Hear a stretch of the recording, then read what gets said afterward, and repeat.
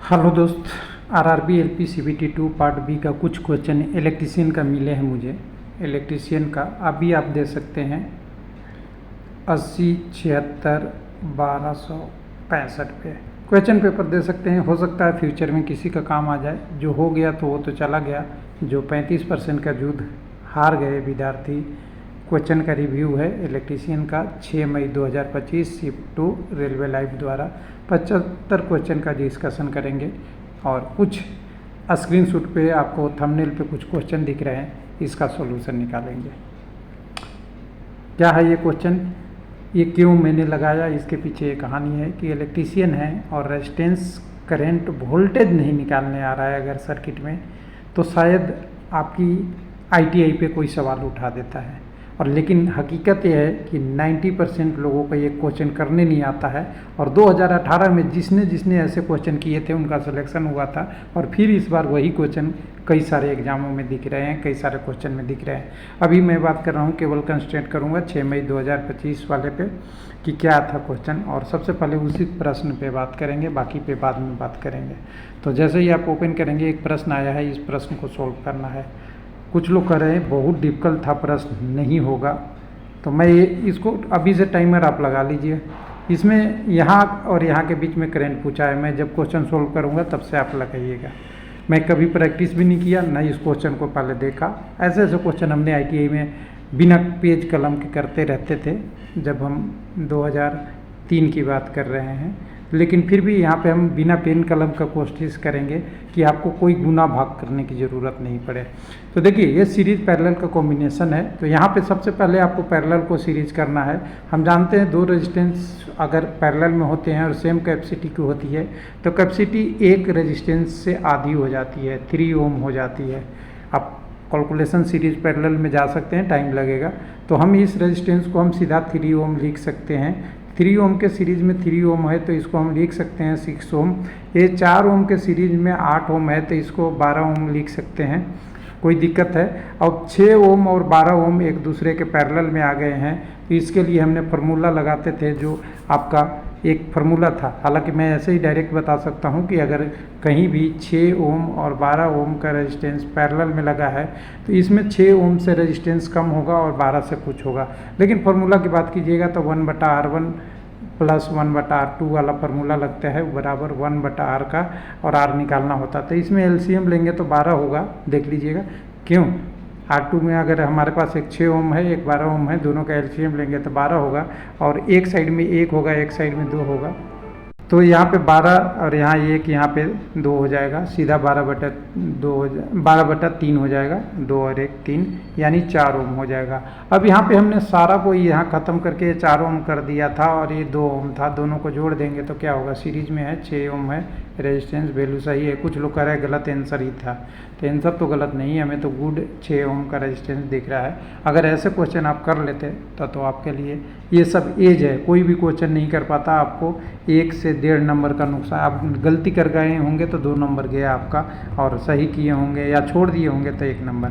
ऐसे ही हम शुरू से चलते हैं, क्वेश्चन में क्या था हमें समझते हैं, हम अपनी भी दिमाग लगाते हैं। हम बूढ़ा शेर तो हो गए हैं, लेकिन ऐसा है ना कि क्वेश्चन नहीं बनेगा। चलिए बनाने की कोशिश करते हैं। विच component is a thermal relay responsible for detecting temperature change. देखिए तापमान चेंज करने के लिए आप क्या करते हैं, कोई भी आईटीआई नहीं किए हैं मान लेते हैं, लेकिन आपने 10th + 2 भी किया होगा, 10th किया होगा, 10th में इलेक्ट्रोमैग्नेटिक तो पढ़ा ही होगा। अरे भाई 2 ज्वाइंट, 2 सिमिलर ज्वाइंट तो पढ़े ही होंगे। वो क्या होता है, बाई मेटेलिक एलिमेंट होता है कि नहीं होता है।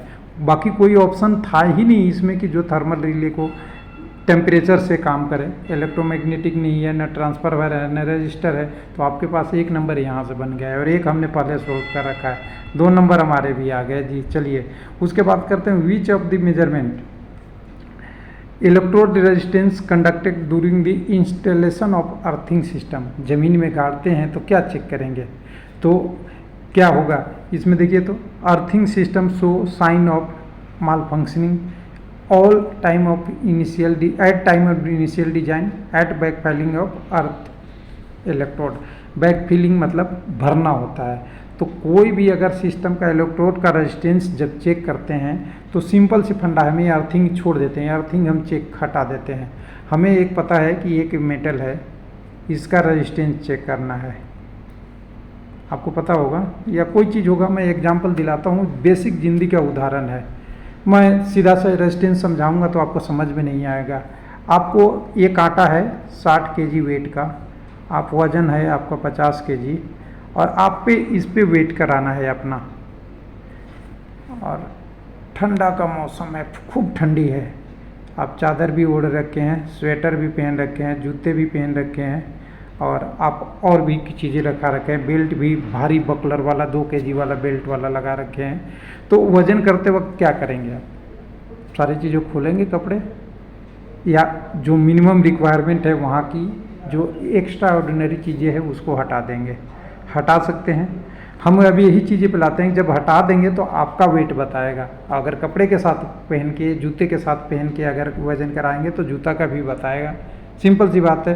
तो ये क्या कह रहा है कि जब रेजिस्टेंस आपको मेजर करना है तो जो आपका मेटल है, चाहे वो कॉपर हो या जीआई पाइप हो या जो भी हो इलेक्ट्रोड, उसी को तो नापना है। तो इसको अगर मिट्टी में दबा देंगे, बैग फिलिंग कर देंगे, तो क्या होगा, उसका वैल्यू चेंज हो जाएगा, जूते वाली वैल्यू भी आ जाएगी इसी में। तो सिंपल सी बात है, कॉपर का रेजिस्टेंस चेक करना है तो अर्थ इलेक्ट्रोड कॉपर है या जो जीआई है उसको हम क्या करेंगे, भरने से पहले ओपन में चेक कर लेंगे।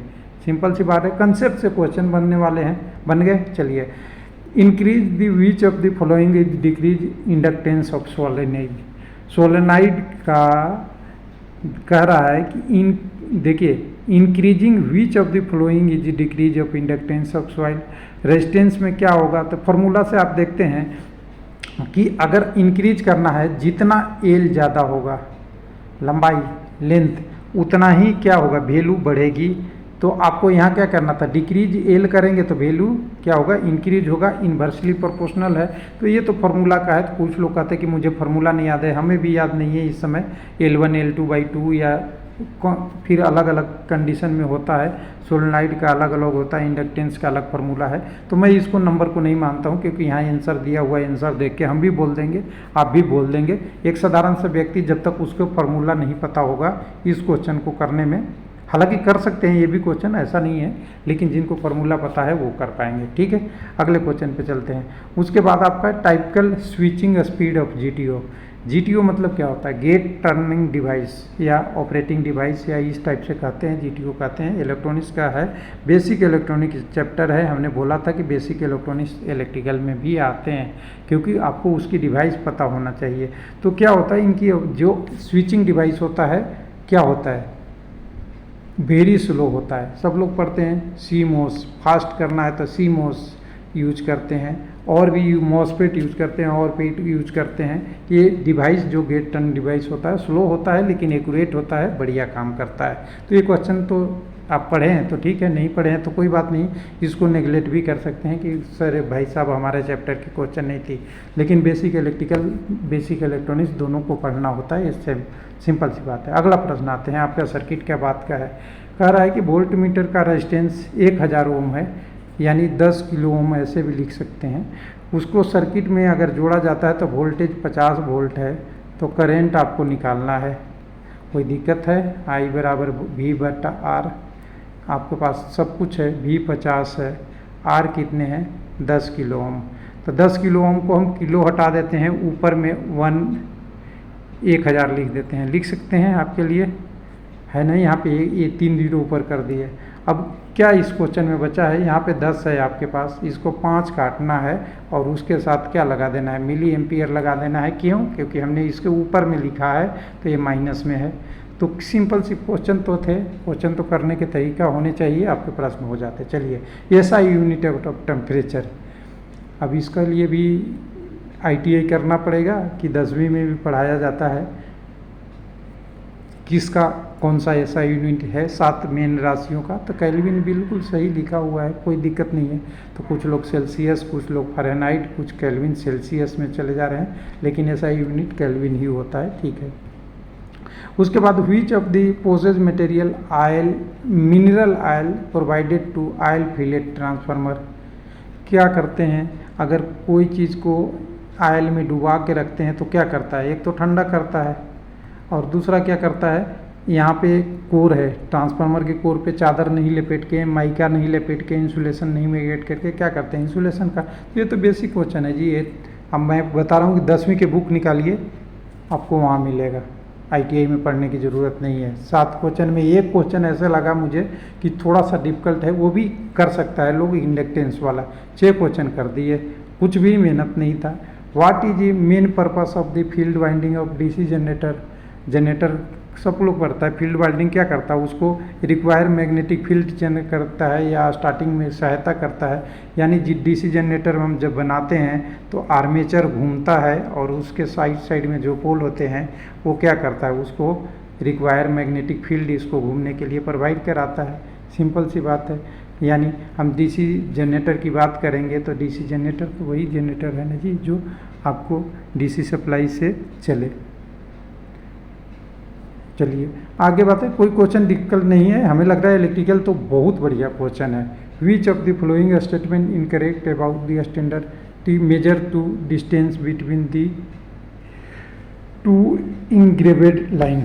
ये थोड़ा सा है, देखिए इसमें क्या है, इस वाला क्वेश्चन को आपको पढ़ने के लिए डीप नॉलेज चाहिए। मैं समझ रहा हूँ, हम भी समझ सकते हैं। ट्रांसमिशन लाइन का क्वेश्चन दिख रहा है लगभग, या कुछ और डिफिकल्ट क्वेश्चन दिख रहा है। Fish are subjected to bear, which following statement incorrect about end standard का। तो अभी सब सारी चीज़ें हम भी नहीं बता सकते, हम आंसर देख के ग्रीन लगा के आपको नहीं लगा देंगे कि ये है, क्योंकि ये क्वेश्चन थोड़ा डिफिकल्ट है। तो हमारे पास 2 क्वेश्चन डिफिकल्ट अभी तक आ गए हैं, जिसमें हमें लगता है कि थोड़ा सा इसमें एडवांस नॉलेज की ज़रूरी है। फिर देखिए, which is following information necessary to construct a rectangle, किसका है, इंजीनियरिंग ड्राइंग का क्वेश्चन है। क्या कर रहा है, तो 2 लेंथ की आपकी एडजस्टेंट साइड चाहिए तभी तो रेक्टेंगल, ये कंस्ट्रक्ट रेक्टेंगल कर सकते हैं। यानी रेक्टेंगल अगर कोई खींचना है तो इसके ये वाला लाइन का पैरेलल ले और ये लाइन का पैरेलल ले, चाहे किसी टाइप की हो, तो लेंथ ऑफ 2 एडजस्टेंट साइड दोनों की बराबर ये लेंथ पता होनी चाहिए, तभी आपको किसी तरह से बना सकते हैं। देखिए यहाँ पे क्या लिख रहा है, only length of the one side से रेक्टेंगल बनेगा, 4 भुजा नहीं बन सकते। Only length of the diagonal, अगर कोने का लेंथ हो तो बन जाएगा, नहीं बनेगा। लेंथ ऑफ वन साइड और एरिया ऑफ द रेक्टेंगल, कोई नहीं है, एक ही ऑप्शन था। ये समझ के भी बना सकते थे आप, इंजीनियरिंग ड्राइंग नहीं भी पढ़े हैं तो ऐसे एक रेक्टेंगल तो बना ही सकते थे ना, आयत इसमें लिख देते, एग्जामिनर भी सही समझता कि लिखा है कुछ, आयत बनाना है तो आयत के लिए तो आप इससे समझ में आ जाता कि यहाँ के बराबर है ये, यहाँ के बराबर है ये। चलिए कोई बात नहीं है। उसके बाद आप कहते हैं if inductance is doubling what happen the inductive reactance. Inductive reactance क्या होता है, एक सेल, इसको फार्मूला का है, थोड़ा डिफिकल्ट कह सकते हैं। एक सेल बराबर 1/2 पाई FL, थोड़ा सा एक्सील है। तो कह रहा है कि अगर आप एल को डबल कर दिए, एक्सेल बराबर 2 पाई FL होता है ना, एक्सेल बराबर 2 पाई FL होगा या जो भी होगा फार्मूला। तो अगर एल बढ़ेगा तो आपका एक्सेल भी, इंडक्टिव रिएक्टेंस की बात बोल रहा है, इंडक्टिव रिएक्टेंस भी डबल हो जाएगा। ठीक है, XC बराबर शायद होता होगा XC एक्सेल, या एक बार देख लेते हैं नेट से। ये मतलब डिफिकल्ट है फार्मूला पे, इसको हम डिफिकल्ट की कैटेगरी में लाते हैं, क्योंकि ये डिप्लोमा वाले आराम से करते हैं, ITI वाले के दिक्कत होता है। तो हम एक्सेल बराबर निकालें, हम बहुत दिन से छूटा हुआ है मेरा भी एक्सेल। इंडक्टिव रिएक्टेंस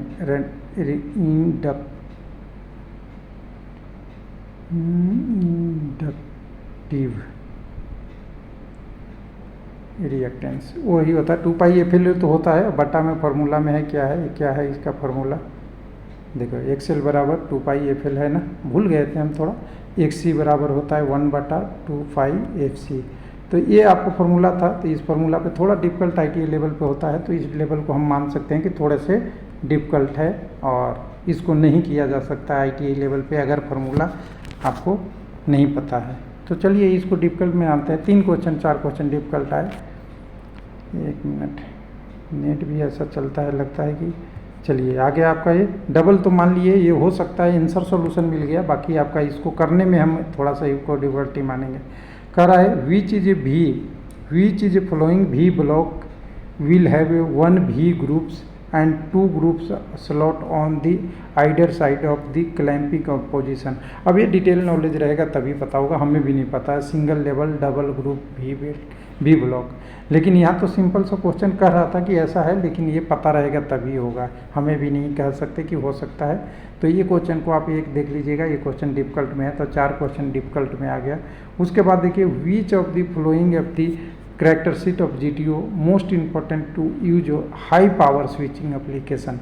देखिएगा each ability to turn it off the gate signal क्या है, एबिलिटी है। अब ये यहाँ पे देखिएगा स्पीड फास्ट वाला पहले ही हमने निगलेक्ट कर रखा था ना, ये तो क्वेश्चन हो रहा है। हाई थर्मल स्टेबिलिटी भी नहीं है, handle to very low current वाला ये भी नहीं है।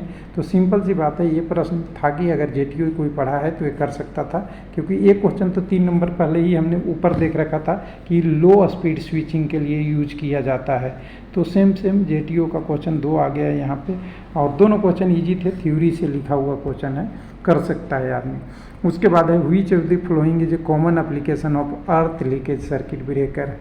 तो क्या क्या होता है आपको पता है, हमने वीडियो पहले भी बनाए थे, MCB, MCCB, ELCB, CB और RCCB। ये इलेक्ट्रीशियन को तो पता होना चाहिए। तो MCCB क्या होता है, मिनिएचर सर्किट ब्रेकर। MCB होता है MCB होता है मिनिएचर सर्किट ब्रेकर। MCCB होता है modulate case circuit breaker. ELCB होता है अर्थ लीकेज सर्किट ब्रेकर। RCCB होता है रेसिडुअल करंट सर्किट ब्रेकर। तो इसके नाम में ही लिखा है ना जी, क्या कर रहा है, अर्थ लीकेज है, तो लीकेज क्या कर रहा है, prevent electrical fire in building. कैसे, जब करंट होगा तब क्या करेगा, करंट लीकेज करेगा, तो कहीं कहीं वो होगा, क्या होगा, करंट होगा लीकेज। तो मान लीजिए ये वायर है, ये वायर है, अब इस वायर में लीकेज हो गई तो इस वायर के साथ आएगी तो शॉर्ट सर्किट हो सकता है। ये कॉमन सी फेनोमेना है। अगर दूसरे ऑप्शन को निगलेक्ट वाले से देखें तो देखिए एप्लीकेशन को ओवरलोड से प्रोटेक्शन करने के लिए क्या लगाएंगे हम, MCB, ज़्यादा करंट की रेटिंग होगा, ऐसा 10 एम्पियर का लगा दिए और कोई 15 एम्पियर ले लेगा तो वो MCB ट्रिप करा देगा।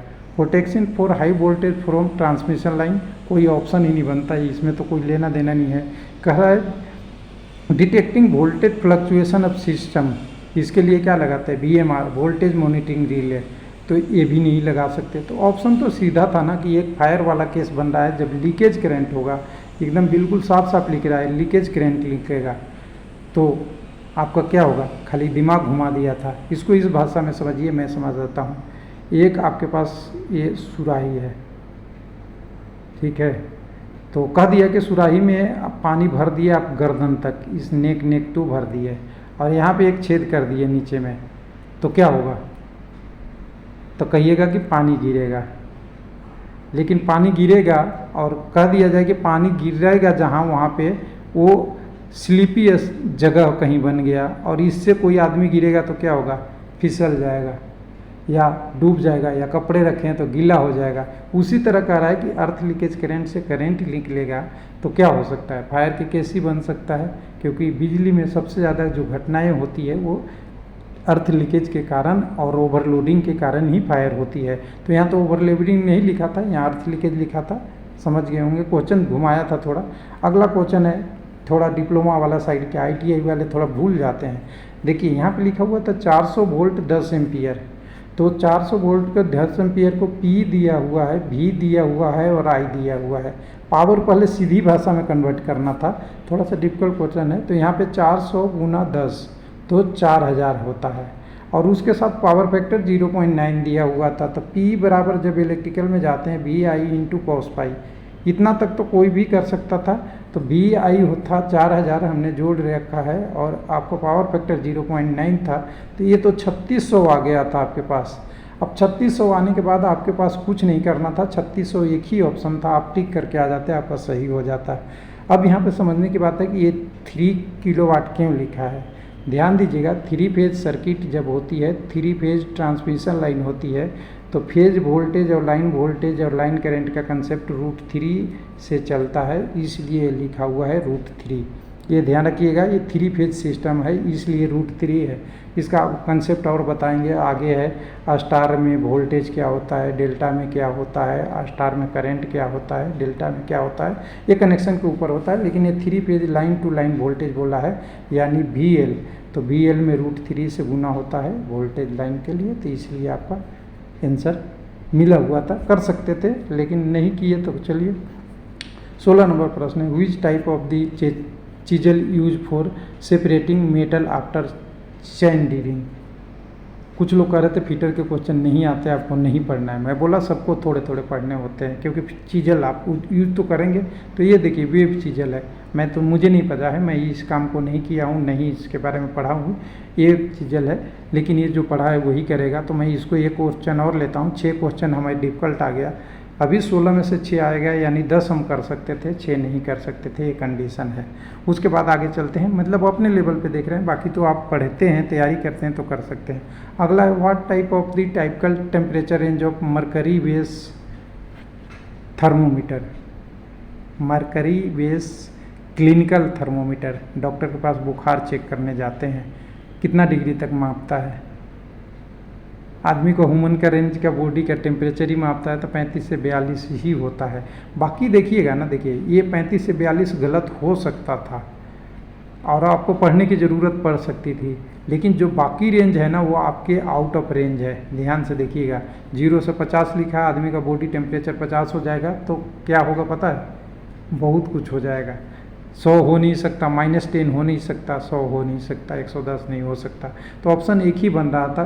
केवल आप दिमाग भी लगा लेते ना कि हमारी बॉडी की टेम्परेचर 36 से 40 के आसपास समथिंग होती है, तो ये आपको समझ में आ जाता है। ये क्वेश्चन को कहीं किताब में पढ़ने या ITI नॉन ITI होने की कोई ज़रूरत नहीं थी। चलिए आगे है, कर रहा है, apart from the lamp holder where else is cord grip under right can not be use. तो ये फुल स्विच में, पुल स्विच में कह रहा है, कहाँ पे, इल से कोड ग्रिप। अब कोड ग्रिप इतना मुझे डिटेल में नहीं पता है, इसको मैंने इस टाइप से अभी नहीं पढ़ा है, तो इस क्वेश्चन को भी मैं मानूंगा कि ये क्वेश्चन सारे पढ़े रहते तो कर देते। हालांकि इसके ऑप्शन जो दिए हुए ना अर्थिंग सिस्टम में नहीं होता, क्योंकि यहाँ पे लिखा हुआ है लैम्प होल्डर में अर्थिंग सिस्टम आता नहीं है, हाई वोल्टेज सब्सटेंस भी नहीं आता और सर्किट ब्रेकर पैनल भी नहीं आता। जनरली कोड ग्रिप और लैम्प होल्डर लिखा हुआ है, बिल्कुल लिखा हुआ है, apart from the lamp holder where else is cord grip और अंडर राइटर नॉट यूज। अब ये फुल स्विच में है तो मुझे एग्जैक्ट याद नहीं है, इसलिए मैं झूठ के आपके पास गवाही नहीं दूंगा कि ये कर दिया। चलिए उसके बाद फाइंड, 7 हो गए हैं न करने वाले। Find the lateral surface area of cube with side length 5 cm। ये तो परिभाषा आप है ना, क्यूब पे निकाल लेते हैं फॉर्मूला से, तो ये तो कर सकता था कोई भी। ये तो आपका मैथ के क्वेश्चन वो वाले हैं जो आपके ITI में पढ़ाया जाता है, इंजीन मैथ वाला वो टॉपिक है। चलिए उसके बाद है electrodynamic type synchronoscope moving coil is connected. तब जहाँ भी देखिए ना मूविंग कॉइल और मूविंग प्रेशर, मूविंग कॉइल किस पे काम करता है, कोई भी कॉइल होता है ना, ये जनरली करंट कॉइल और वोल्टेज कॉइल, तो ये तो कह रहा है मूविंग कॉइल है ना, तो घुमाने के लिए जो इंडक्टिव रिएक्टेंस पैदा करेगा, ये पतली वायर की होती है और ज़्यादा टर्न का होता है, वो प्रेशर कॉइल के रूप में, यानी 2 प्रेशर कॉइल के बीच में कर सकते हैं। वो सही है, क्वेश्चन ठीक है, क्योंकि सीरीज पैरेलल का ये कंसेप्ट नहीं है, ये क्वेश्चन मशीन में दिया हुआ क्वेश्चन है, ये किया जा सकता है जो ITI पढ़ सकता है, क्योंकि ये मीटर से रिलेटेड है। अगला देखिए, gate current of ideal FET is. Gate पे करंट क्या देते हैं, फीट पे 0, कोई करंट नहीं देते हैं, सिंपल सी बात है। करंट को कंडक्ट कराने की यूज करते हैं, ठीक है, सही बात है, ख़त्म कहानी करती है इसको, ड्रेन करंट वगैरह नहीं होता। What is the main reason of using of snubber circuit, IGBT base sub circuit. तब देखिए ये पढ़ने वाला क्वेश्चन था, तो protect IGBT from voltage spike during switching. तो ये आपका टॉपिक है, ये आप टॉपिक पढ़ेंगे तभी आएगा। IGBT इंटीग्रेटेड, वो इंसुलेटेड गेट वाला है, तो इसको आप एक बार देख लेंगे तब कर पाएंगे। उसके बाद अगला क्वेश्चन था एकदम बिल्कुल आयुषो से, बहुत डिफिकल्ट क्वेश्चन है, इसको ऐसे नहीं कर सकते, ये पर्यावरण का भी है और बहुत सारी चीज़ है। कह रहा है कि DC motor installation explosion proof certification which standard must be followed by ensure the compliance. ये डिप्लोमा वाले को भी कई बार दिक्कत हो जाता है, याद नहीं रहता और किसी को नहीं होता। लेकिन एक चीज़ मैं इसमें आपको थोड़ा सा हिंट बता दूं जिससे आप ये क्वेश्चन को कर सकते हैं। सब क्वेश्चन में छुपा हुआ है, उसी के आंसर में राज छूटा हुआ है। देखिए ISO किसके लिए देता है? गुणवत्ता के लिए। NSI किसके लिए होता है? जो सिस्टम का इंस्टॉलेशन से रिलेटेड होता है, कुछ और से होता है। और नाफा फायर से रिलेटेड होता है। तो सीधा सब आता है ISC। कोड हमें नहीं मालूम है, लेकिन ISC जो है ना वो इलेक्ट्रिकल इंस्टॉलेशन का दिलाता है। चाहे यहाँ नंबर कुछ भी हो, 65002 हो या 0034 हो, ये अलग अलग सिस्टम के लिए अलग अलग नंबर हो सकता है। कुछ ये इलेक्ट्रिकल इंस्टॉलेशन का है। ये IEC ही अपने आप में, जैसे देखिएगा ना, नेट पे आप जाइए, ISC सर्च कीजिएगा, ISC कोड है तो वो बता देगा कि ये ISC ही एक ही ऑप्शन बन सकता था इसमें। देखिए IEC कोड नीचे में आएंगे तो देखिए ना, इम्प्रोवर एक्सप्लोरेशन कोड कुछ और दे रहा है। ISC कोड इलेक्ट्रिकल में जाएंगे, ISC कोड इलेक्ट्रिकल लिखिएगा तब वो आ जाएगा।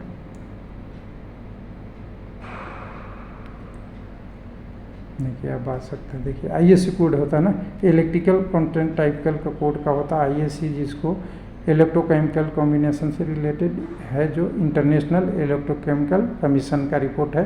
अब ये रिपोर्ट के अनुसार जो सर्टिफिकेशन जारी होता है सेफ्टी क्वालिटी वगैरह के लिए, तो यहाँ देखिए ISC कोड जो होगा ना, देखिए यहाँ पे ISC नंबर बदल जाएगा, किसका किसका है वो बदल जाएगा, वो हमें नहीं पता। लेकिन ये ISC पढ़ा है ना, तो ये DC मोटर के लिए ये है कि श्योर है। समझ गए? ऐसे कंसेप्ट से भी क्वेश्चन होते हैं। अगर आपने नहीं पढ़ा है, हमने भी नहीं पढ़ा है क्वेश्चन, फर्स्ट टाइम देख रहा हूँ ना, मैं तैयारी किया हूँ, लेकिन क्वेश्चन को आपको आंसर निकाल के दे दिया कि कैसे पढ़ेंगे तो कैसे आगे बढ़ेंगे। तरीके होते हैं कुछ समझने का। चलिए कुछ सीखिएगा वीडियो में ज़रूर। भले आपको लगेगा बोरो बकवास है, उसका बदला वेव सेट ऑफ हेक्सोटीट ऑफ पिच। अभी जिसने पढ़ा याद रहेगा 0.8 है, हो सकता है 0.6 भी कई जगह रहता है, 0.7 भी रहता है, 6 to 8 रहता है, 1 से तो कम ही रहता है। तो यहाँ पे हमें लग रहा है कि ऑप्शन ज़्यादा बच्चा नहीं था। देखिए ना, 0.25 कर दिया था, 1 कर दिया था। अगर 0.6 या 0.7 या 0.6 ये देता 9 तो आपके लिए कन्फ्यूजन होता, लेकिन एकदम बिल्कुल क्वेश्चन क्लियर करके दिया है ऑप्शन। ट्रांसफार्मर पूछ रहा है, अब इसमें क्या ITI क्या 5वीं की क्लास से पूछिए। अब आजकल आने लगा है कि static device, transformer is static device, no moving in part. तो सिंपल सी बात रखते हैं लोग, मतलब ठीक है। फिर आपका इलेक्ट्रिकल कोड के लिए पूछ रहा है, resistance of ground system should be low एनर्ज to allow fault current safely deeply. यानी अर्थ में चला जाए, इलेक्ट्रोड अगर कोई ऐसा बनाया जाए जिससे करंट अगर लीकेज हो किसी बॉडी के पार्ट से आराम से चला जाए, तो हमेशा ये कॉपर के इसीलिए बात करते हैं ना कि कॉपर यूज किया जाता है सबसे बढ़िया मटेरियल के लिए। अगर वो नहीं मिलता है तो बड़ा डाया का GI वगैरह भी यूज कर सकते हैं अर्थ इलेक्ट्रोड का। और एक्चुअली ये वैल्यू भी होती है, ITI में पढ़ते होंगे, अगर कोई सब स्टेशन है उसकी 1 ओम से कम होनी चाहिए। अगर इलेक्ट्रॉनिक्स से रिलेटेड प्रीसाई या क्लीन अर्थिंग है तो 0.5 ओम होने चाहिए।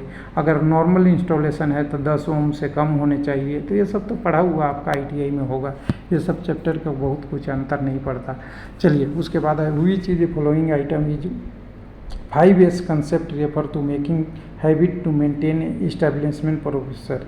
तो अब ये देखिए, अभी 5S कंसेप्ट जो है ना, ये DIG वो जो सिलेबस है ना उसमें दिया हुआ है, और एक चैप्टर के पार्ट है आपको 5S पढ़ने के लिए। उसमें आपका कह रहा है शॉर्ट सेट सनशाइन, कह रहा है कि concept making habit maintain establishing programming. तो सस्टेन मतलब लगातार विकास करना, उसके बारे में है। और ये आप सिलेबस पढ़े होते तो वहीं से सिलेबस में ही है ये दिया हुआ 5S।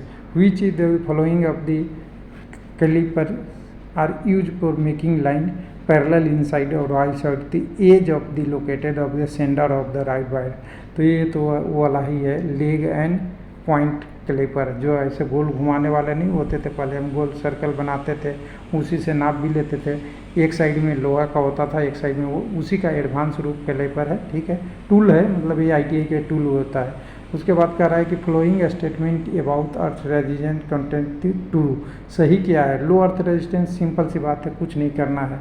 उसके बाद improve the performance of the electrical system, अगर लोअर अर्थ रेजिस्टेंस है तो आपकी अगर किसी कारण होगा तो वो होगा।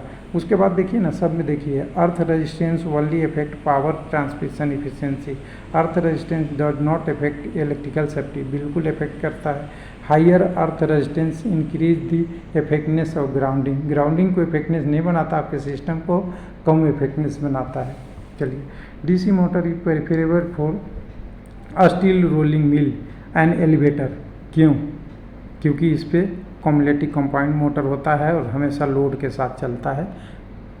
सीधी सी बात है, रोलिंग मिल में क्या होता है, हमेशा लोड के साथ स्टार्ट होता है। एलिवेटर में यानी लिफ्ट कह सकते हैं, लिफ्ट में हमेशा लोड के साथ चलता है। लिफ्ट यानी जब भी स्टार्ट होगा लिफ्ट से, इसलिए D cumulative compound motor use किया जाता है। अभी पहले क्या होता था कि डीसी संरचना सब जगह सीरीज मोटर लिख दिया जाता था कि DC motor prefer for load, तो वहाँ पे आपको डीसी सीरीज मोटर मिल जाएगा। जैसे रेलवे इंजन की बात होती है तो सीरीज मोटर हमेशा लोड के साथ डब्बा को खींचते हुए चलेगा। उसी तरह से ये वाला प्रश्न कई जगह आईटीआई के बुक में ऐसे लिखे हुए हैं, और एमसीक्यू भी पूछेंगे, प्रीवियस ईयर क्वेश्चन भी पूछेंगे, तो ये मिल जाएगा कम्युलेटिव कंपाउंड मोटर। चलिए, उसके बाद आपका है feature IGBT jet combine characteristics. IGBT में क्या है? इंसुलेटेड गेट बाइपोलर ट्रांजिस्टर, तो मॉसफेट और बीजेटी किसको बोलते हैं? NPN और PNP जो ट्रांसफार्मर होता है PNP ना, उन ट्रांजिस्टर, वो ट्रांजिस्टर और मॉसफेट को दोनों का कॉम्बिनेशन IGBT है, एडवांस है जो और हाई लेवल पे काम करता है। चलिए ठीक है, ये भी हो सकता था। आपका इंडक्टर के शेप लाइक एक क्या होगा?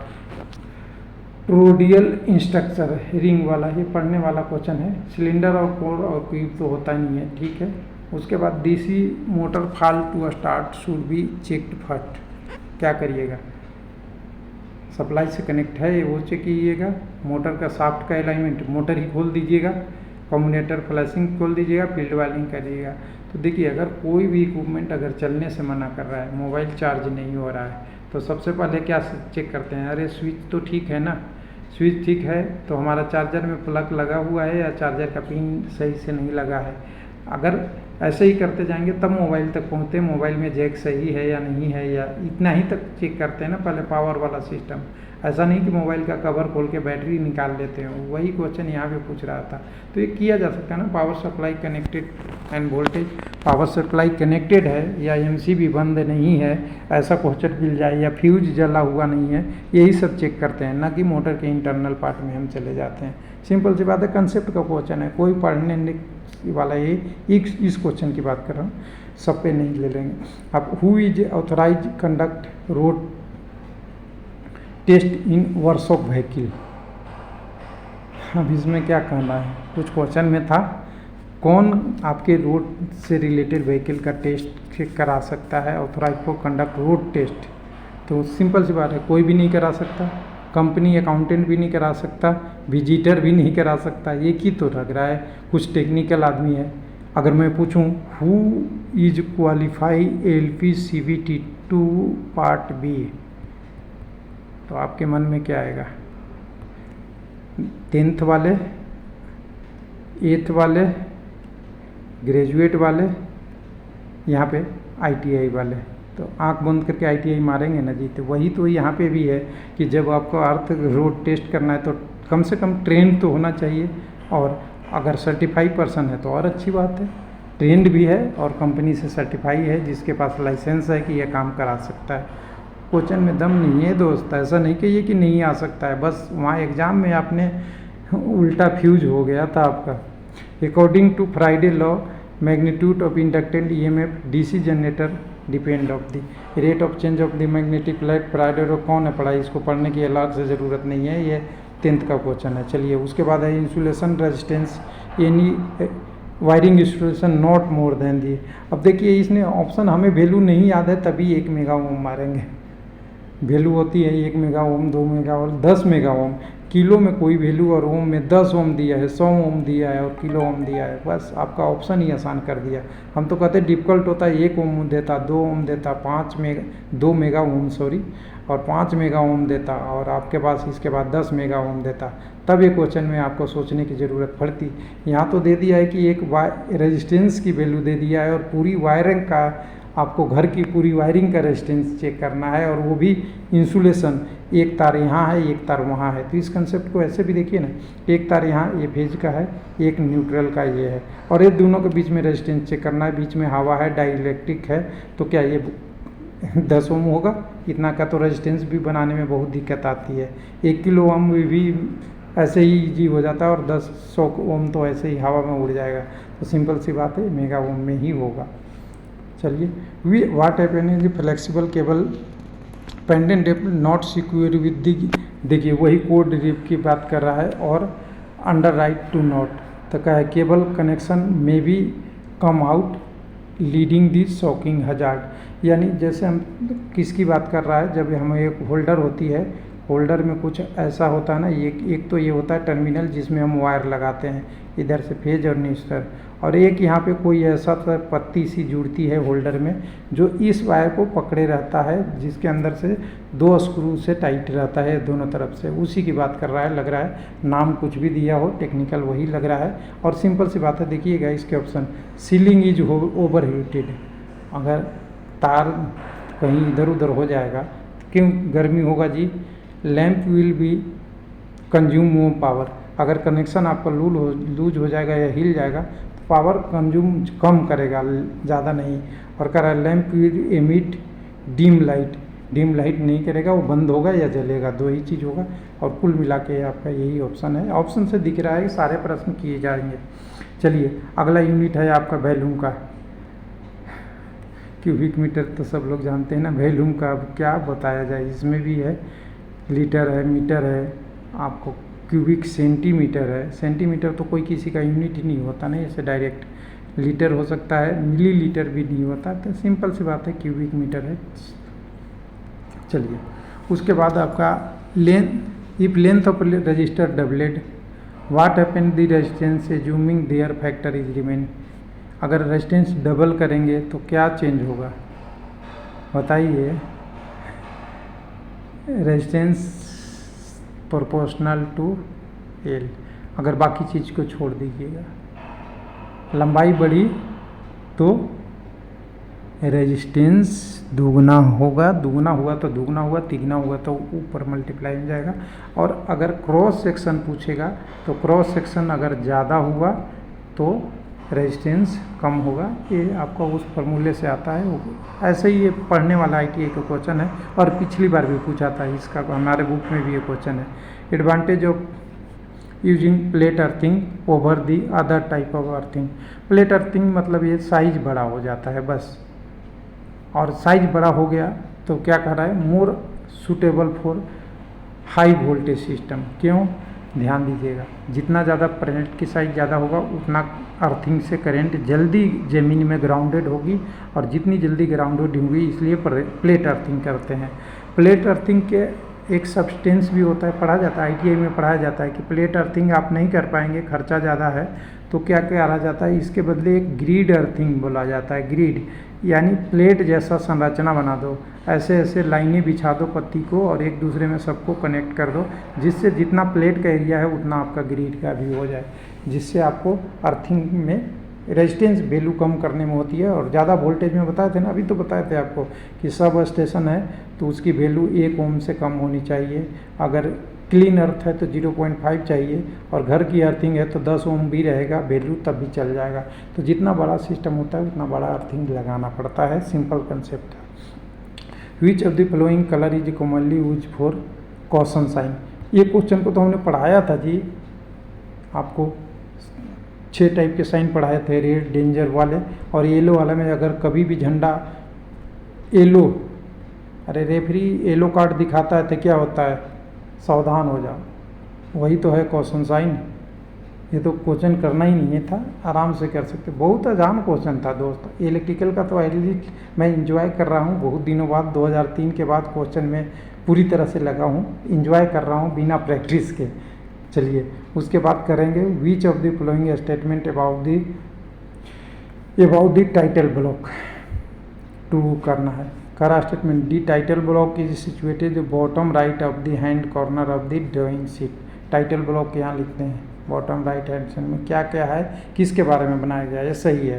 कह रहा है कि the concept of the title block standardise and can not be modify suit be individually company need. तो क्या कह रहा है, यह स्टेटमेंट एक क्या है, 1 सही है। और यहाँ कह रहा है कि can not be modified to suit individually company need. Company के नीड के हिसाब से टाइटल ब्लॉक की चेंज किया जा सकता है, ध्यान रखिएगा।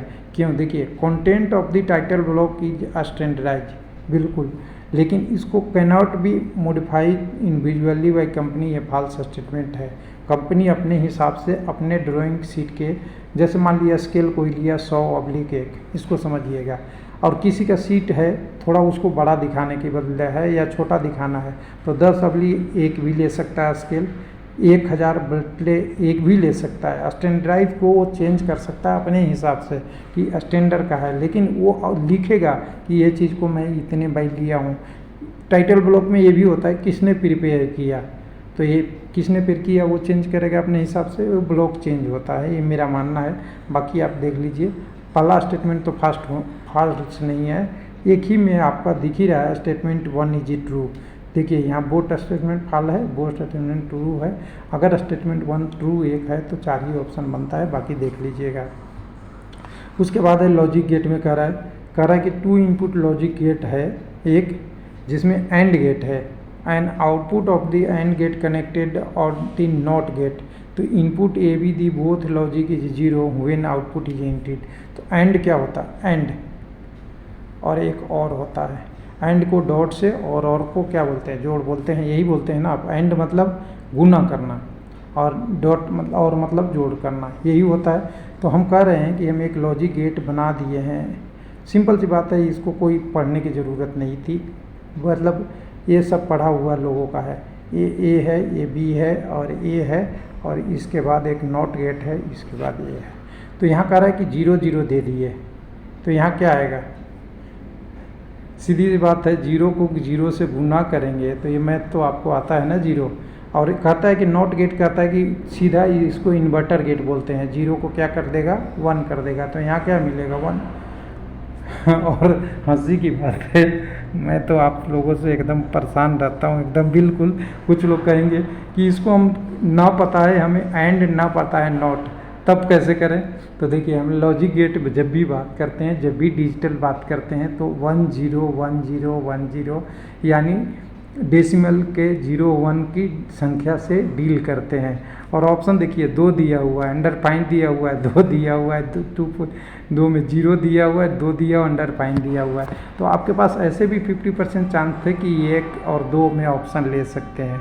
50% तो ऐसे ही सही हो जाता है, ये होता नहीं, ये होता नहीं। तो कुल मिला के कुछ कंसेप्ट से, कुछ करने से क्वेश्चन हो सकता है। चलिए 44 नंबर में है,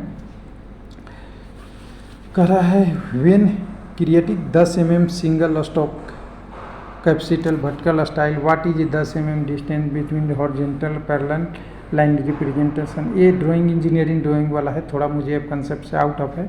तो ये कह रहा है कि लेटर हाइट से डिनोट करते हैं, पता नहीं क्या है।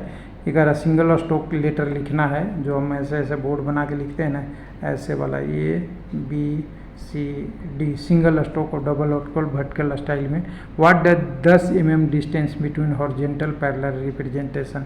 तो इसमें क्या होता है, ये वाला है ना लेटर हाइट और लेटर ब्लॉक, इधर से भी 10 mm होता है, जैसे मैं समझ पा रहा हूँ, और इधर से भी 10 mm होता है। तो इसी को क्वेश्चन पूछा है, तो 10 mm लेटर साइज की बात बोल रहा है। ये ए लिखेंगे ना, ये 10 mm होनी चाहिए, बस कुछ कंसेप्ट ऐसा ही है, बाकी इसको देख लीजिएगा।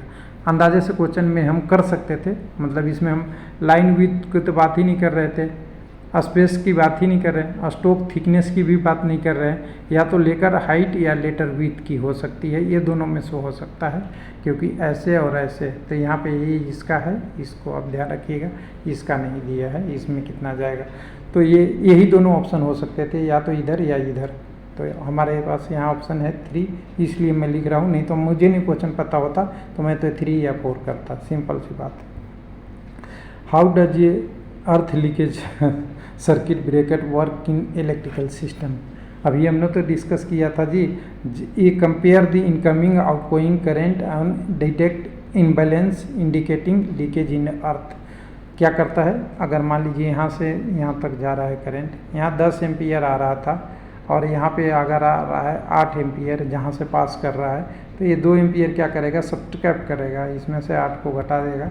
2 एम्पियर है कि 2 एम्पियर हमारे सिस्टम में नहीं जा रहा है, बाहर जा रहा है, जिसके कारण से अभी पूछे थे ना कि फायर हो जाएगी, कहीं शॉर्ट सर्किट हो जाएगा या दूसरे सर्किट से वो टच कर जाएगा, लीकेज होगा करंट। लीकेज होने करंट का मतलब ही है इंसुलेशन डैमेज। और अगर ऐसा हो गया तो सिंपल सी बात है, वो डिटेक्ट करके ELCB क्या कर देगा, उसको अपने आप ट्रिप करा देगा, उसमें ट्रिप कॉइल होता है या उससे ट्रिप करा देगा, उसी को काउंट करता है। तो बस वही लिखा है। बाकी इसके ऑप्शन देखिए ना, वोल्टेज ड्रॉपिंग सिस्टम, वोल्टेज की बात ही नहीं हो रहा, कह रहा है कि it regulate the current flowing the earth electrode. नहीं, करंट नहीं बदलता है जी, पहरा देता है। डिटेक्ट हाई करंट और लो करंट ट्रिप इवेंट। नहीं, हाई करंट लो करंट डिटेक्ट करने के लिए MCB होता है। चलिए अगला आ गया, देखिए rotating field of alternator is generally use to rating up to. Rotating field type alternator बहुत बड़े बड़े सब क्या होता है, रोटेटिंग फील्ड नहीं, रोटेटिंग क्या बोलते हैं उसको, रोटर। जितने भी छोटे टाइप के जनरेटर होते हैं वो रोटेटिंग जनरेटर होते हैं। इसको आप कहाँ से बोलें कि आप जा रहे हैं बारात में जाते हैं ना, तो एक ऐसा सा एक इंजन लगा रहता है और इधर में एक छोटा सा अल्टरनेटर लगा रहता है और ये दोनों के बीच में कपलिंग रहती है। ये क्या करता है, डीजल घुमाता है, इसको घुमाता है, इसके अल्टरनेटर को घुमाता है, तो घूमता कौन है, रोटर। जितने भी छोटे छोटे पार्ट में देखेंगे तो वो रोटर को होता है। तो ये सारा छोटा छोटा है। और KVA और MVA मतलब समझ रहे हैं ना कितना का अंतर है। इस पे इतना लिख दीजिए, इस पे 3 जीरो और दे दीजिए। ये बहुत बड़ा अल्टरनेटर है, जैसे हाइड्रो पावर वगैरह वगैरह कंसेप्ट से क्वेश्चन हो जाते हैं, ऐसा नहीं है कि पढ़ने से ही होते हैं। चलिए, कन्वर्ट टू 8.5% इंटू डेसिमल। भैया अब इसमें भी कोई बताएगा कि 8.5 को डेसिमल में कन्वर्ट करना है तो क्या कीजिएगा। सिंपल सी बात है, 1 0 100 हो गया। 100 बनाने हैं तो 100 बनाने के लिए हमें पे यहाँ पे 8 के बाद 5 है। यहाँ पे देखिए, अब यहाँ पे 2 ही जीरो इतना आएगा तो 100 के इक्विवेलेंट होगा। तो सिंपल सी बात है, अगर कहें कि इसको डेसिमल में बदलना है तो 0.085। क्यों? क्योंकि ये 100 को ही बदलना है खाली हमें, यहाँ तो पॉइंट ऑलरेडी है, तो ये 100 को बदलना था तो 100 बदल दिए हमने, डेसिमल आ गया। कुछ लोग 85 भी कर दिए क्या, 8.5 कोई किया है क्या, नहीं ना। तो चलिए 8.5 था, यानी अगर 8 रहता तो क्या लिखते, 0.08 ही लिखते ना। तो इस कंसेप्ट से चलते, नहीं तो कोई लोग गलती भी करते हैं। चलिए उसके बाद है, कह रहा है कि which is a following statement not correct in using scribers. ये place a cook on the point of the prevent incident. इसको पढ़ने से हो जाता है, एक पढ़ने वाला क्वेश्चन था। चलिए जल्दी करते, बहुत टाइम हो गया, लंबा वीडियो हो गया। विच is the following of the switch type is require along the increment switch the control the lamp from 3 और मोर पोजीशन। तो 2 वे स्विच करते हैं ना, जिसको कहते हैं स्टेयर वाइंडिंग वाला यूज करते हैं। ITI के पहले चैप्टर में होता है स्टेयर वाइंडिंग, जो नीचे से भी ऑन कर सकते हैं, ऊपर से ऑन कर सकते हैं, जहाँ से मर्जी करें ऑन करें, उसको 2 वे स्विच बोलते हैं। यानी 2 वे स्विच क्या है, बीच में वो फंसा रहता है, ऊपर करें तो ऑन, नीचे करेंगे तो ऑन, और बीच में रहेगा तो ऑफ। ऐसा 2 वे होता है। सिंगल वे में क्या होता है, इधर ऑन इधर ऑफ, यानी एक बार में ऑफ होगा, एक बार ऑन होगा। ये तो ITI के बेसिक क्वेश्चन है। Which is following the minimum age employment for factory और माइंस इन द हजार्डियर्स। जहाँ काम हजार्डियर्स है जहाँ आर्टिकल 14 की है, तो वो तो कहीं भी हजारियस हो नहीं हो, 14 ईयर से कम करने का काम ये एजुकेशन में भी आता है कि एजुकेशन को वायलेशन करने का है, फैक्ट्री एक्ट में ही आता है। इससे कम का काम नहीं करा सकते और 18 ईयर से पहले रेलवे में जॉब नहीं दे सकते। आपने 14 ईयर में भर दिया है तो गलती किया है। तो दोनों का अलग कंसेप्ट है। इसमें कोई कहीं से भी ले लेते, कहीं से भी प्रश्न उठा लेते, सोशल मीडिया से उठा लेते, ये सही हो जाता। आपको केमिकल फैक्ट्री में जाने की ज़रूरी नहीं है। अगर which is a following best describe to working of triac, क्या कहता है, इस control current controlled device. Triac ये भी कंट्रोलेड डिवाइस। आपका वोल्टेज कंट्रोलेड डिवाइस कौन सा होता है? NPN, PNP, BJT सारे होते हैं वोल्टेज कंट्रोल डिवाइस। ऐसे ही कर करके अलग अलग क्वेश्चन तो ठीक था, बहुत डिफिकल्ट नहीं है। इलेक्ट्रॉनिक्स का क्वेश्चन 8, 10, 15 ठीक है। अगला कर रहा है 100 mm प्रिक पंच। अब ये 7 mm diameter, could be 2 mm diameter point. ये तो आपको जो पढ़ा है वही कर पा गया, वो तो मैं नहीं कर पाऊँगा, सही बात है। अगला क्वेश्चन कहता है कैपेसिटेंट पैरेलल में अगर कैपेसिटर कनेक्ट है तो क्या होता है? पैरेलल में कैपेसिटर और सीरीज में रेजिस्टेंस। सीरीज में रेजिस्टेंस है तो R1 R2, ये कौन सा क्वेश्चन था? R3। अगर पैरेलल में रेजिस्टेंस है तो C1 + C2 + C3। अगर सीरीज में अगर पैरेलल में रेजिस्टेंस है तो 1/R divided by 1/R1 + 1/R2 ऐसा। अगर आपका पैरेलल में क्या है, कैपेसिटर है, तब 1/C/1/C1 + 1/C2। ये तो बेसिक रटा हुआ क्वेश्चन है, तो इसमें कोई करने की ज़रूरी नहीं थी आपको दिमाग। उसके बाद आप व्हाट इज राजी है फेरेड और freed relay stand, combination of ferrite and reed switch.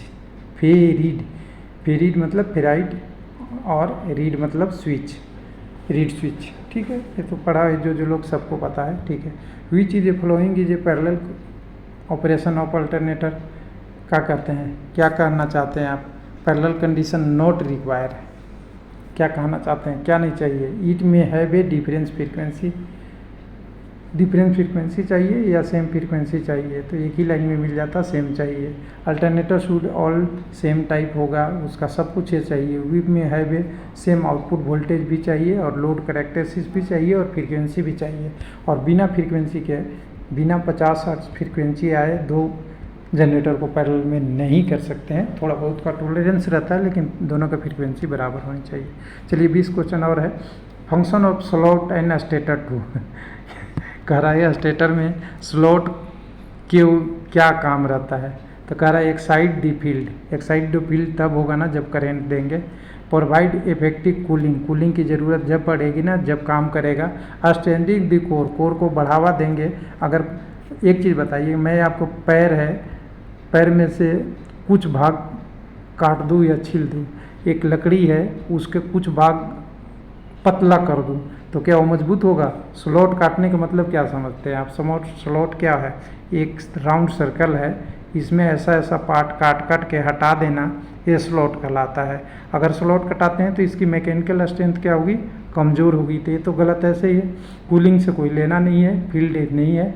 तो क्या कर रहा है? हाउस दी आर्मेचर कंडक्टर, क्या करते हैं? यहाँ से कंडक्टर यहाँ लेते हैं, घुमाते हैं, यहाँ से घुमाते हैं, क्योंकि फंसने के लिए जगह चाहिए, स्लॉट चाहिए।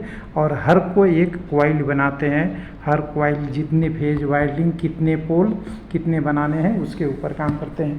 तो बेसिक क्वेश्चन है। ITI में पंखा वाइंडिंग देख लेते किसी अपने घर के बगल के पड़ोसी में, तभी ये पता चल जाता कि पड़ोसी करता क्या है। एक कॉइल बनाता है, इन दोनों स्लॉट में फंसा देता है, फिर बनाता है, उसकी टर्न गिन लेता है या वजन नाप लेता है। चलिए अगला प्रश्न है, match the following type of the correct description of the orientation and characteristics है, किसके?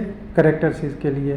तो देखिए इसका मैच करना था। देखिए थोड़ा सा डिफिकल्ट क्वेश्चन है। इसका आधा पार्ट दिख रहा है, आधा नहीं है शायद। एक मिनट, आधा पार्ट दिख रहा है, फर्स्ट का आधा मुझे इसमें नहीं दिख रहा है, शायद डाउनलोड नहीं हुआ है, तो इसको छोड़ दीजिए। इसको थोड़ा सा डिफिकल्ट टाइम लगने वाला काम है, line of the parallel to horizontal plane, हमको कुछ दिख ही नहीं रहा। चलिए ये क्वेश्चन हमने 58 नंबर ऑलरेडी सोल्व कर रखा है, जिसका वैल्यू 6। अब वीडियो में आए हैं तो पूरा कर ही के चलते हैं। तो करा which is the following is primary reason for copper widely used conductor in electrical wiring.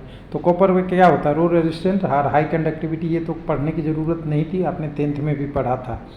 उसके बाद आइडियल ट्रांसफार्मर का क्या होता है, प्राइमरी सेकेंडरी वाइंडिंग का रेजिस्टेंस क्या होता है, 0 होता है, लेकिन कोई भी आइडियल नहीं होता, थोड़ा बहुत रेजिस्टेंस होता है, ठीक है। उसके बाद which of the component is are required to obtain proportional DC voltage for V voltage sensing relay.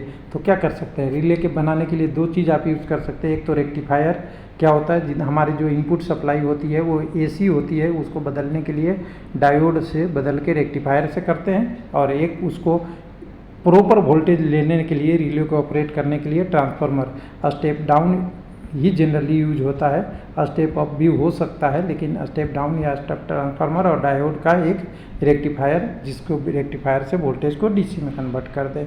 चलिए उसके बाद है type of the use of represent hidden edge of surface of technical drawing edge पर BSI इतना इतना। तो क्या है, डैशेड थीन लाइन करते हैं ना, क्या करते हैं, एक ऑब्जेक्ट बनाते हैं हम, आपके पास हम इंजीनियरिंग ड्राइंग तो आपने भी पढ़ा होगा, हमने भी पढ़ा है। आपको एक ऑब्जेक्ट बनाते हैं और एक मिनट सॉरी ये इधर आएगा, एक ऑब्जेक्ट बनाते हैं और इस ऑब्जेक्ट में हम एक चीज़ और कर देते हैं आपके लिए। इस ऑब्जेक्ट में हम क्या कर देते हैं, यहाँ पे एक छोर, ये क्या करते हैं, होल कर देते हैं। और इस होल को अगर जब ऊपर की लाइन में दिखाइएगा तो क्या दिखाइएगा, जब प्लेन पे जाएंगे बनाते वक्त तो क्या करेंगे आप, इसको क्या करेंगे, जहाँ ये लाइन है, जितनी डिस्टेंस पे ये लाइन है, यहाँ पे क्या करेंगे, ऐसे ऐसे डॉटेड दिखाएंगे, और ये इस लाइन पे भी ऐसे ऐसे डॉटेड जाएगा, और ये क्या होगा, थीन डॉटेड लाइन होगा। पतली डॉटेड लाइन जो लेती है ये थीन लाइन है इसलिए लेते हैं, और जो मोटी यानी थिक डॉटेड लाइन लेते हैं वो एज पे पूरी बड़ी बड़ी एज होता है, यानी ये जो बॉर्डर लाइन पे तब वो थिक में हो जाता है। उसके बाद अगला प्रोसेस है, ये एंगल पूछ रहा है, why the draw the arc from D to E, DTE से क्यों आर्क कर रहे हैं, तो ये क्या कर रहा है, क्या कर रहा है, टू इंसेक्ट एबव, ये इसलिए आर्क जेल कर रहे हैं कि दोनों एक दूसरे को ए पे काट रहे हैं। अगर ये दोनों ऐसे लाइन रहता, अगर कहता ये इधर, एक मिनट, ये इधर से चल जाता, ये इधर से चल जाता, दोनों में कहीं टच नहीं है, तो इसकी ज़रूरत नहीं है। और ये एंगल में भी दिखाते हैं, जैसे अभी कोई भी है, ये तो 2 एंगल हो गया। अब अगर मान लीजिए कि कोई राइट एंगल त्रिभुज बनाते हैं, तो ऐसा त्रिभुज बनाते हैं तो क्या करते हैं, यहाँ A B या C या जिस तरीके से आप नोमेनक्लेचर करें, और यहाँ पे इसकी वैल्यू लिखते हैं। ये जब स्ट्रेट आता है तो ऐसे लिख देते हैं 90 डिग्री, 45 डिग्री, 45 डिग्री या जो भी डिग्री हो। तो ये क्या कह रहा है, ये V पॉइंट पे मिल रहा है दोनों लाइन, इसलिए है। तो ये तो कंसेप्ट है जी, ये सब तो। उसके बाद 64 में देखिए, long shunt compound DC generator shunt field winding is connected. अभी देखिए पढ़ने की बात है, इसमें कहता है कि parallel with the both armature and series on the field. अभी देखिए ये जो लोग पढ़ा रहता है ना, तो लॉन्ग शंट, देखिए पहले तो लॉन्ग है, शंट भी है, कंपाउंड भी है।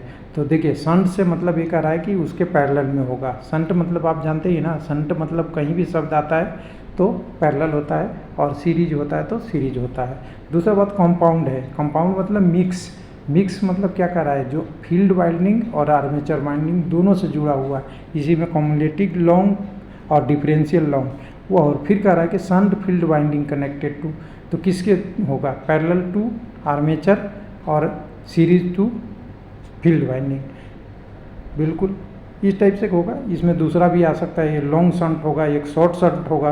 तो शॉर्ट शंट में क्या हो जाएगा, एक का सीरीज वाला पैरेलल हो जाएगा और एक बदल जाएगा, मतलब इस टाइप से है। ये पढ़ के क्वेश्चन किया जा सकता है, जो वाइंडिंग जो डीसी मोटर के चैप्टर में है उसमें किया हुआ रहता है। अगला फिर 3 फेज सिस्टम आ गया है, जिसमें फेज करेंट 20 एम्पियर दिया हुआ है, डेल्टा कनेक्शन है, white is line current. Delta में लाइन करेंट क्या होगा, देखिए यहाँ पे जो दिया हुआ है फेज करंट, डेल्टा कनेक्शन हमने अभी बात किया था ना, डेल्टा कनेक्शन में क्या होता है, लाइन वोल्टेज और फेज वोल्टेज बराबर होते हैं, और करंट क्या होता है, √3 गुना होता है। तो बिल्कुल सही आंसर है डेल्टा में। यही स्टार में अगर पूछ दिया होता तो स्टार में क्या होता है, दोनों में लाइन करंट और फेज करंट दोनों बराबर होते हैं। करंट, फेज करंट की बात कर रहा हूँ, आई। और जैसे ही इसका वोल्टेज होता है वो √3 होता है, जैसे हमने वोल्टेज पहले किया था। तो यहाँ डेल्टा कनेक्शन आ गया है, तो डेल्टा में 20√3 एम्पियर होगा। डेल्टा का स्टार कनेक्शन है। क्या कनेक्शन है, डेल्टा कनेक्शन है। अगर स्टार रहता तो 20 के बराबर 20 एम्पियर ही होता। ये वाला ऑप्शन हो जाता है, ये ध्यान दीजिएगा। ये सारा कोई ऑप्शन नहीं होता। चलिए अगले बात करते हैं। Your safety work which is following should be assured, all the require protective coating equipment is use.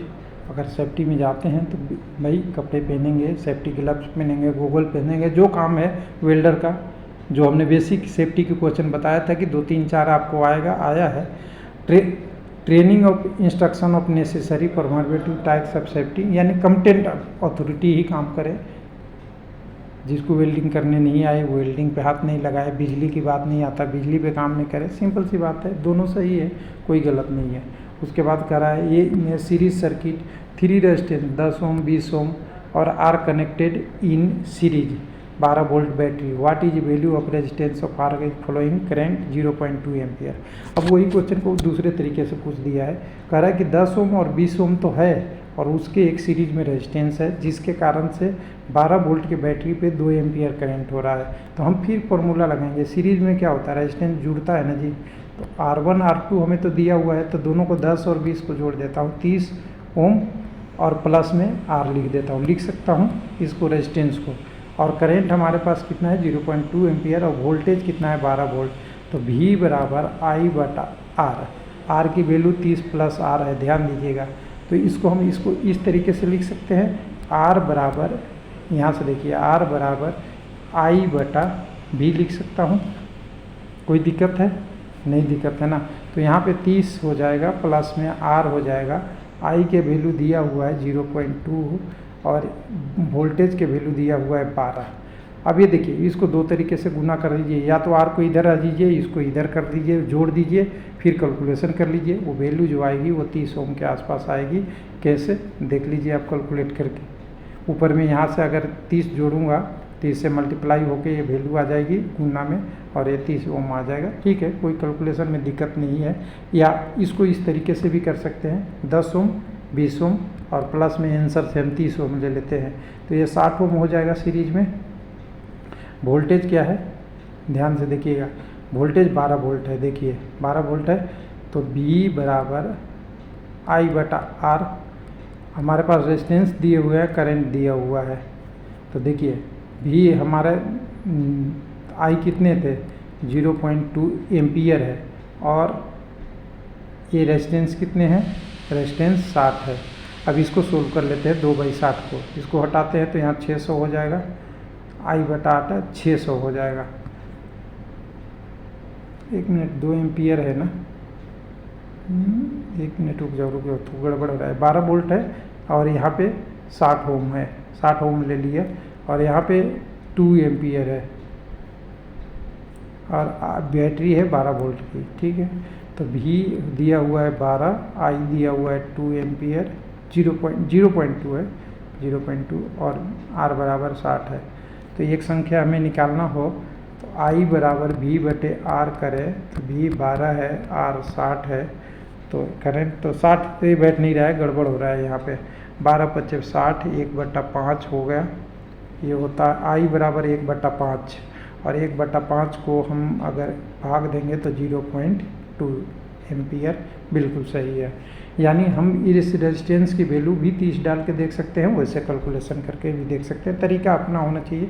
तो ये बिल्कुल 30 है, सही है। कन्फ्यूजन हो रहा था, ये पॉइंट में है ना, पॉइंट का हमने 2 एम्पियर पे चले गए थे सोचने में, तो ये आ गया आपका कैलकुलेशन। 68 में चलिए, इनकरेक्ट पूछ रहा है रिगार्डिंग ये 3 phase star connected AC circuit. क्या करा है, phase voltage higher then the line voltage. क्या करा है, इनकरेक्ट बता रहा है। तो हमने क्या बोला था, अभी स्टार कनेक्शन होता है, उसमें क्या होता है, स्टार कनेक्शन में लाइन करंट बराबर लाइन करंट बराबर पीएच फेज करंट, दोनों क्या होते हैं बराबर होते हैं। लेकिन वोल्टेज क्या होता है √3 होता है। तो यहाँ कह रहा है कि 3 phase voltage is higher than the line voltage. तो फेज वोल्टेज हायर होगा कि √3 होगा बताइए, कम होगा ना, तो उल्टा है। तो यहाँ पे सिंपल सी बात है, ये उल्टा होगा, यानी स्टार कनेक्टेड कनेक्शन में √3 वोल्टेज होता है। या देखिए हमने अभी तो बात किए थे, हमने करंट और वोल्टेज वाला इस क्वेश्चन में किए थे ना, ये √3 होता है किसमें, डेल्टा में करंट होता है और वोल्टेज होता है स्टार में। चलिए तो ये प्रश्न आपका आ गया होगा।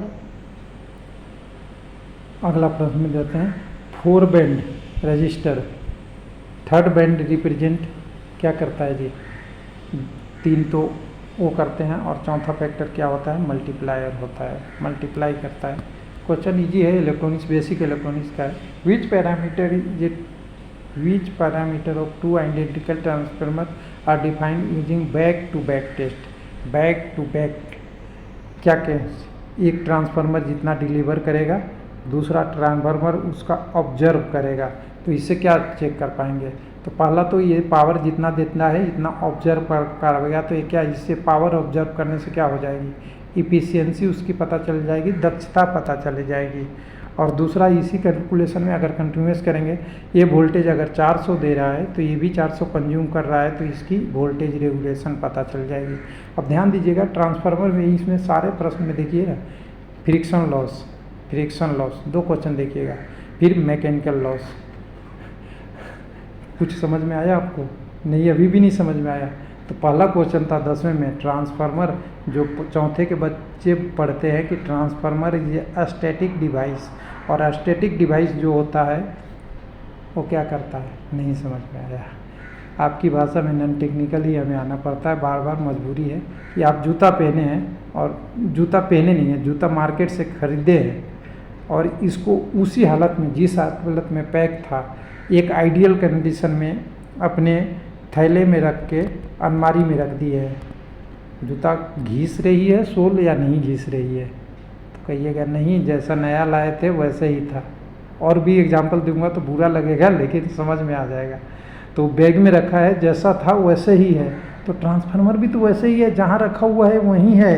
तो फिर काहे कि फ्रिक्शन लॉस, काहे कि मैकेनिकल लॉस भैया, वो मोटर होता, जनरेटर होता तब तो घूमता, फट फट फट फट फट फट फट फट फट बैलगाड़ी होता तब घूमता, डीजल इंजन होता तब घूमता, हाइड्रो इलेक्ट्रिक होता। ट्रांसफार्मर एक स्टैटिक डिवाइस है, कोई पार्ट घूमता नहीं है।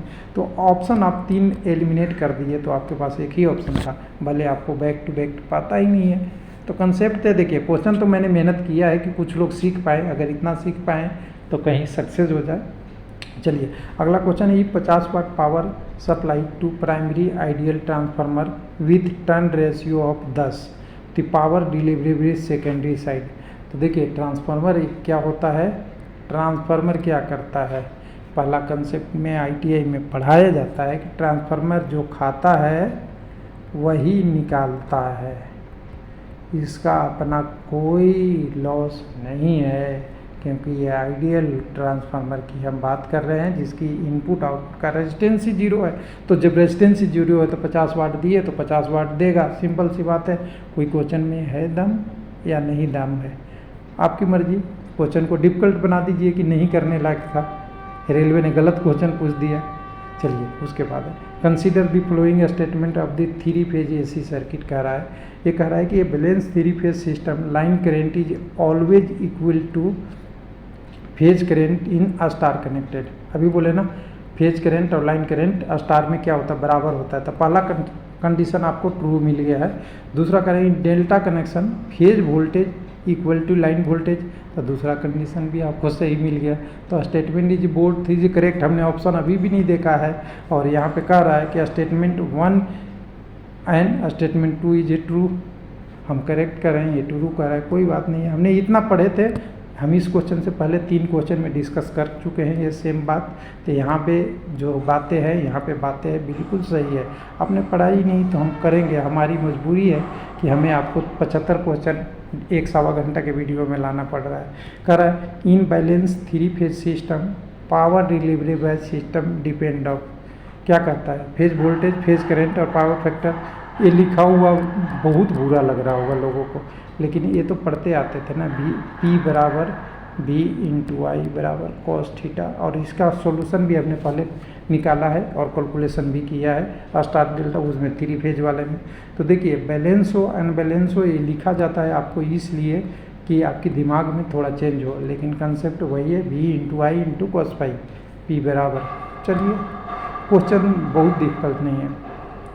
पहला कह रहा है when passing the stationary vehicle keep watch on, किस पे बात करें, जिस पे चल रहा है pedestrian who may be come out suddenly from of the stationary vehicle while overtaking if should be done on the distance side always keep the good right distance. 3 में भरने हैं। तो पहला में तो देखिए कोई भी अगर जा रहा है गाड़ी से तो पेडेस्ट्रियन ही होगा, एक साइकिलिस्ट व्हीकल ड्राइवर क्या है, कुछ ये सब की ज़रूरत नहीं है। सीधा सा बात है कि जब चल रहे हैं तो जो सामने पैसेंजर आ रहा है उसको देखिए, अगर आप उसके आगे से तेज चल रहे हैं तो राइट साइड देखिए, और always keep a good distance. ऐसा ना कि आपके पहिए के नीचे कोई आ जाए तब देखिए कि कोई नीचे आ गया है बाइकिल चलाते वक्त। तो ये सब तो सेफ्टी साइन है और सेफ्टी के रिलेटेड क्वेश्चन है। कुछ लोग कह रहे हैं ये आउट ऑफ सिलेबस है, इलेक्ट्रिकल का नहीं है। तो ये सेफ्टी का तो क्वेश्चन है ना, इंडस्ट्रियल सेफ्टी सबके लिए कॉमन था। मैंने शुरू में बोला था जब हमने ई बुक की बात किया था, इंडस्ट्रियल सेफ्टी सबके लिए सही है। अब पढ़ा नहीं कोई तो अलग बात है, ITI के बुक और जो NC है उसका सिलेबस है, DGI का जो गवर्नमेंट ऑफ इंडिया का, जिसमें आपका नीमी का बताए थे, सारा बताए थे, उसमें है सारा। विच of the following is metal has way lowest melting point. तो इसको बोले क्या 8 में पढ़ाया जाता है, मरकरी सबसे कम गलनांक होती है, आयरन गोल्ड और लीड तो ज़्यादा ही है, पानी से भी मरकरी का क्या है, छोड़िए क्या कहा जाए। मेटल में एक ही फॉर्म होता है जो लिक्विड फॉर्म में रहता है। सब आप ही का क्वेश्चन था और बड़ी दुख के साथ बोलना पड़ा है कि इस 75 क्वेश्चन जिसके शिफ्ट में था 6 मई 2025 सेकंड शिफ्ट में, और अगर वो इसमें फेल हो गया तो मैं तो नहीं कहूँगा कि ITI देखा नहीं, वो इस क्वेश्चन को देख के सोचना ही छोड़ दिया। एग्ज़ाम में क्या हो गया, वो होपलेस हो गया। होपलेस होने के मतलब क्या होता है समझ सकते हैं ना, आपके क्वेश्चन आ रहा है तब भी नहीं कर पाएंगे। मान लिया कि ये क्वेश्चन हमसे हो ही गया ही नहीं, और हमने कभी टेक्निकल ऐसा पढ़ा ही नहीं, ऐसा कुछ क्वेश्चन था ही नहीं जो मैं इसके 75 क्वेश्चन देख के बता सकता हूँ। फिर भी खुशी है कि कुछ लोगों ने समझा चीज़ों को, और रेलवे लाइव चैनल अगर आप देखते हैं तो कभी कभी कुछ ऐसा लगेगा कि औरों से डिफरेंस है। भले हम टेक्निकल पढ़ाई नहीं करते हैं, बताते नहीं हैं, वीडियो नहीं बना पाते, लेकिन कंसेप्ट तो अभी भी ज़िंदा है। हमने भी अपना टेस्ट किया है, आपके लिए नहीं, अपने लिए भी इस वीडियो में हमने टेस्ट किया है कि कंसेप्ट ज़िंदा है। 35% ला सकते हैं, हाँ 60-70% नहीं ला सकते आपके जैसे, लेकिन अभी भी 60-70% के बीच में रेंज में जहाँ क्वालिफाई होता है वहाँ आ सकते हैं। थैंक यू, धन्यवाद।